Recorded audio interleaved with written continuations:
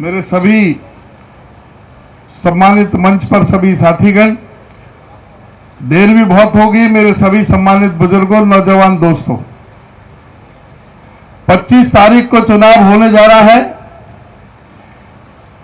तराजू आपके हाथ में है, चुनाव आपने है। एक तरफ तो आपने वो व्यक्ति है जिसने इस देश को झूठ का और लूट का साम्राज्य दिया है, जिस व्यक्ति ने झूठ पर झूठ, झूठ पर झूठ, झूठ पर झूठ बोला और इस देश को जाति, वर्ग, धर्म और संप्रदाय में बांट करके नफरत की राजनीति करने का काम किया, हमें तरह तरह से गुमराह करने का काम किया। क्या क्या वायदे किए थे, जो कहते थे कि आज ये मोदी की गारंटी है। मोदी की गारंटी क्या थी? मोदी ने कहा था कि मैं किसानों का एमएसपी लागू करूंगा। मोदी ने कहा था कि मैं स्वामीनाथन रिपोर्ट लागू करूंगा। मोदी ने कहा था कि मैं 2022 तक किसान की आमदनी दुगनी करूंगा। मोदी ने कहा था कि कोई भी सर ऐसा नहीं रहेगा जिसके सर पर छत ना हो। मोदी ने कहा था कि मैं 2 करोड़ नौकरी हर साल दूंगा। मोदी ने कहा था कि हवाई चप्पल वाले हवाई जहाज में घूमेंगे। मोदी जी ने कहा था कि इस देश में मैं बुलेट ट्रेन चलाऊंगा। मोदी जी ने कहा था कि मैं गंगा और जमुना को साफ कर दूंगा। मोदी जी ने कहा था कि मैं 100 स्मार्ट सिटी बनाऊंगा। मोदी जी ने कहा था कि मैं 100 दिन के अंदर अंदर महंगाई को खत्म कर दूंगा।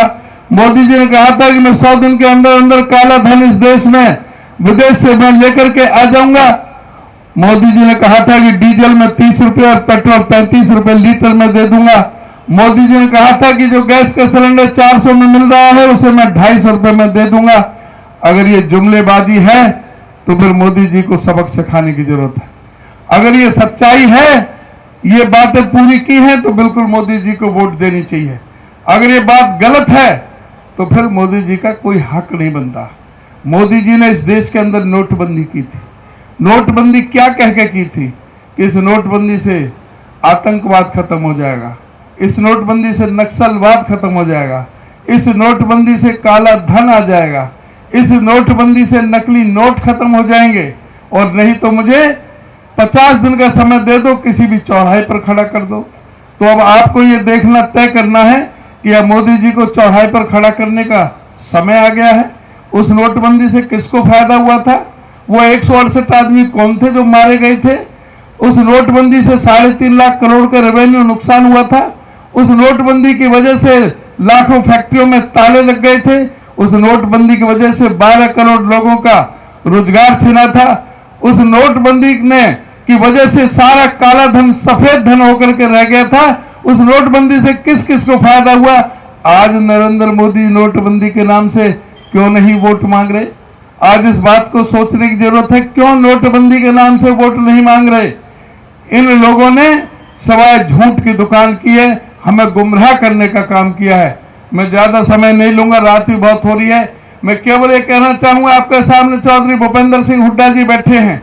हुड्डा जी के आप कार्यकाल का समय आप देखें कि हुड्डा जी जब मुख्यमंत्री थे, इस प्रदेश के अंदर 81.5 किलोमीटर की मेट्रो लाइन आई थी। बल्लभगढ़ तक मेट्रो कौन लेकर के आए थे? हुड्डा साहब लेकर के आए थे। गुड़गांव तक कौन लेकर आए थे? हुड्डा साहब लेकर आए थे। बहादुरगढ़ तक कौन लेकर गए थे? हुड्डा साहब लेकर के गए थे। इस प्रदेश के अंदर 4 बड़े बिजली के कारखाने, जिस पर 43,000 करोड़ रुपए खर्च किए थे, 5400 मेगावाट की बिजली पैदा करने का काम किया था, जिससे इनको सरप्लस बिजली सौंपने का काम किया। अगर वो 4 कारखाने हुड्डा साहब नहीं बनाते तो आज बिजली की कितनी बड़ी किल्लत हो सकती थी, ये आज सोचने की बात है। हुड्डा साहब ने 18 यूनिवर्सिटियां लेकर के आए इस प्रदेश के अंदर, अंतरराष्ट्रीय स्तर की 16 मेडिकल कॉलेज बनाने का काम किया। हुड्डा साहब ने इस प्रदेश के अंदर 6 नई रेलवे लाइन बिछाने का काम किया। 1600 करोड़ के बिजली के कर्जे माफ करने का काम किया। रातों रात गरीब आदमियों को लखपति बनाने का काम किया। जो 4 लाख लोगों को 100-100 गज के प्लॉट बांटने का, गरीबों को देने का काम किया था। हुड्डा साहब ने हर व्यक्ति के लिए जो काम की, जिस तरह से विकास की गंगा बहाने का काम किया था, चाहे फरीदाबाद में बदरपुर पर फ्लाईओवर की बात है, चाहे फरीदाबाद में ईएसआई मेडिकल कॉलेज की बात है, चाहे वाईएमसीए यूनिवर्सिटी की बात है, चाहे आपका पलवल का अलग से जिला और जो जिला का जो डिस्ट्रिक्ट जो कोर्ट बनाने का काम है, चाहे हतीर में होडल में सब डिवीजन लघु सचिवालय और कोर्ट की बात है, चाहे होडल में 100 एकड़ अनाज मंडी की बात है, अनाज मंडियों को चाहे जाल बिछाया हो, चाहे सड़कों को जाल बिछाया हो, चाहे जो 6 लेन जो बना दिल्ली से जो आगरा तक जा रहा है, उसका भी होडल में मीटिंग हुई थी। सीपी जोशी साथ में आए थे, हुड्डा साहब मुख्यमंत्री थे, हमने होडल में रैली की थी। वही दबचिक के अंदर वहां पर जब पत्थर रखा गया तो 6 लेन का जो काम चल रहा है, पूरी तरह से जो काम करने का केएमपी का काम भी हुड्डा साहब ने करने का काम किया। हुड्डा साहब ने जो विकास की जो गंगा इस प्रदेश के अंदर बहाई, उसके बावजूद भी हरियाणा प्रदेश पर जब इनको सत्ता सौंपी तो 70,000 करोड़ का कर्जा था। आज खट्टर सरकार ने कोई काम नहीं किया, कोई विकास का डेवलपमेंट का कोई काम नहीं किया, कोई मेट्रो की 1 इंच नहीं बढ़ी, कोई बिजली का कारखाना नहीं लगाया, कोई यूनिवर्सिटी मेडिकल कॉलेज नहीं बनाए। फिर भी आज प्रदेश पर 4,51,700 करोड़ का कर्जा हो गया है। आज प्रदेश में कोई बच्चा अपने मां के पेट से जन्म ले रहा है तो 1,62,300 रुपए का कर्जा लेकर के पैदा हो रहा है। इस सरकार को उखाड़ फेंकने के लिए आज आपसे हम आह्वान करने के लिए आए हैं। कांग्रेस पार्टी ने अपने घोषणा पत्र में कहा है कि सरकार हमारी बनेगी तो युवाओं को 30 लाख हम सरकारी पक्की नौकरी देने का काम करेंगे। कांग्रेस ने कहा है कि इस देश के अंदर हमारे जो युवा जो पढ़े लिखे ग्रेजुएट, पोस्ट ग्रेजुएट या कोई जो डिप्लोमा होल्डर हैं, सबको 1 साल की ट्रेनिंग दी जाएगी। ट्रेनिंग के दौरान 8,500 रुपए महीने का वजीफा दिया जाएगा। कांग्रेस ने गारंटी ली है कि कोई पर्चा लीक नहीं होगा। कांग्रेस पार्टी ने एक गारंटी ली है कि अग्निवीर योजना, आपको पता है कि पहले फौज में भर्ती होता था, 18 साल 20 साल की नौकरी करता था, जब आता था तो पेंशन मिलती थी, मेडिकल सुविधाएं मिलती थी, कैंटीन की सुविधा मिलती थी। अगर शहीद हो गया सीमा पर तो 75 लाख रुपए का मुआवजा मिलता था, परिवार में एक नौकरी मिलती थी।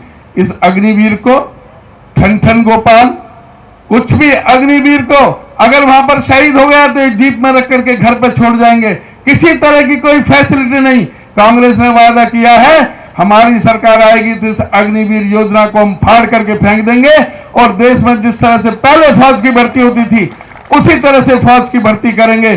कांग्रेस पार्टी ने वादा किया हमने महिलाओं को हम आरक्षण देने के साथ साथ जो हमारी महिलाएं गरीब हैं, बीपीएल कार्ड धारक हैं, उन महिलाओं को हर साल 1 लाख रुपए महीने का 8,500 रुपए घर बैठे उन महिलाओं को हम देने का काम करेंगे। कांग्रेस पार्टी ने फैसला लिया है कि हमारी सरकार आने पर जो आंगनवाड़ी वर्कर हैं, जो आशा वर्कर हैं, जो मिड डे मील वर्कर हैं, उन सबकी हम तनख्वाह हम डबल करने का काम करेंगे। सारी गरीब परिवारों की महिलाएं लगी हुई हैं। कांग्रेस पार्टी का यह भी वायदा है कि देश में 14 लाख और आंगनवाड़ी भर्ती करने का काम करेंगे। कांग्रेस पार्टी का यह वायदा है कि हर जिले में एक बाबा साहब डॉक्टर भीमराव अंबेडकर के नाम से अंबेडकर भवन हॉस्टल, जिसमें कोई भी बच्चा अपना रह सके और साथ में उसमें लाइब्रेरी, ऐसा डॉक्टर अंबेडकर भवन बनाने का काम करेंगे।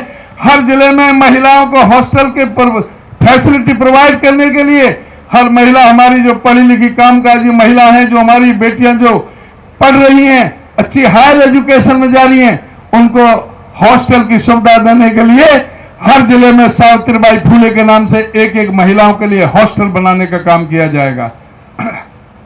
हमारी पार्टी का यह भी फैसला है हर जिले में एक मेडिकल कॉलेज जिसमें अस्पताल की भी सुविधा हो, हर जिले में एक मेडिकल कॉलेज बनाने का काम करेंगे। हमारी पार्टी का यह फैसला है कि कोई भी आदमी इलाज के बिना किसी की डेथ ना हो, उसके लिए 25 लाख रुपए तक का इलाज मुफ्त में कराया जाएगा अच्छे से अच्छे अस्पताल में। हमारी पार्टी का यह फैसला है कि जो गरीबों को 5 किलो अनाज दिया जाता है उसको 10 किलो सीमा बढ़ाई जाएगी और साथ में दाल भी, चीनी भी और सरसों का तेल भी हम देने का काम करेंगे। हमारे जो नवोदय स्कूल हैं, सेंट्रल स्कूल हैं, उनकी संख्या हम डबल करने का काम करेंगे और जो एमएसपी की गारंटी के लिए नरेंद्र मोदी ने जो धोखा किया किसानों के साथ, 750 किसानों ने अपने प्राणों का बलिदान कर दिया, किसानों को अपनी गाड़ियों से कुचलने का काम किया। कांग्रेस पार्टी ये वादा करती है, और हुड्डा साहब उस कमेटी के चेयरमैन बनाए गए थे।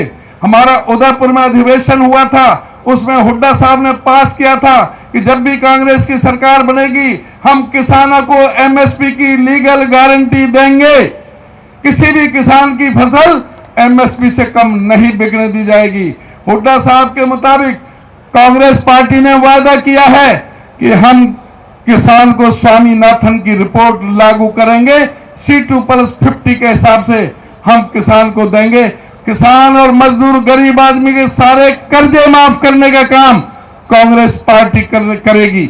मैं आपसे बस ये अनुरोध प्रार्थना करूंगा, रात बहुत हो रही है, कांग्रेस की सरकार बनने पर ये बेईमानी से सरकार चल रही है, इनके पास बहुमत नहीं है, अल्पमत की सरकार चल रही है।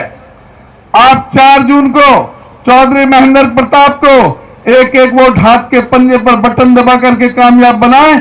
10 दिन के अंदर अंदर इस बीजेपी की सरकार को चलता कर दिया जाएगा और आपकी मर्जी की सरकार बनेगी। हमारे साथ जुड़े रहने के लिए देखते रहिए देश रोजाना का YouTube चैनल, सब्सक्राइब कीजिए।